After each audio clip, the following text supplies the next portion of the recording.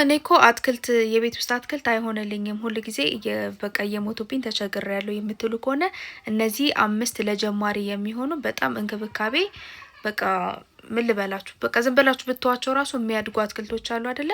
እነሱን 5 ለእናንተ የሚሆኑ ለጀማሪዎች የሚሆኑ ቆንጆ ቆንጆ አትክልቶች ልንገራችሁ። የመጀመሪያው ይሄኛው ሬት ነው። ሬት አለ። ይሄኛው ስፓይደር ፕላንት፣ ይሄኛው ደግሞ ስኔክ ፕላንት። በደንብ አሳያችኋለሁ። እሺ ይሄኛው ስሙን አላውቀውም፣ እውነት ለመናገር ስሙን አላውቀውም፣ ግን ኢስ ዘ ቤስት በቃ ምንም ብዙ እንክብካቤ የሚጠይቅ እንትን አይደለም። ይሄኛው ፖቶስ፣ ይሄኛው ኮርን ፕላንት፣ ይሄኛው ዳምኬን። አይ ቲንክ ጨምሬን የነገርኳችሁ ብዙ ፕላንቶች ስላሉኝ አንዳንዶችም ያስቸገሩኛሉ።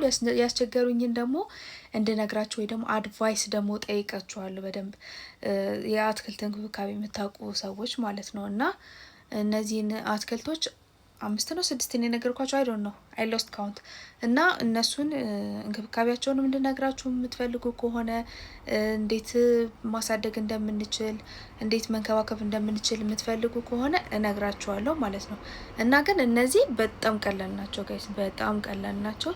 ጀስት በሳምንትም ይሁን በ2 ሳምንትም ይሁን በተለይ ስኔክ ፕላንት ጀስት በቃ ብተውት ራሱ የሚያድግ ዝም ብሎ ጅል ነገር ነው። እና እነዚህ ናቸው ጋይስ። ሌላ እናንተ ደግሞ የምታውቁት ካለ ኮመንት ላይ ጻፉልኝ። እና ያ